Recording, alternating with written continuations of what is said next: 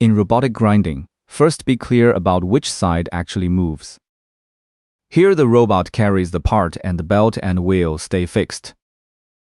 So contact force is not fed by the abrasive, it comes from position and posture. Turn the wrist and a different area of the part meets the wheel. The part rides on the tangent of the wheel rather than being pushed into it.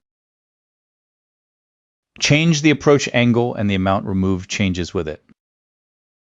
Each pass covers a short segment, which keeps that angle stable. This is also the part of the program that gets adjusted again and again. The same part passes several abrasives at this station. Roughing removes stock, buffing finishes the form, and the wheels differ. Force, feed, and wear compensation are not visible here. They live in the program. Send the part material and stock allowance and the path can be worked through.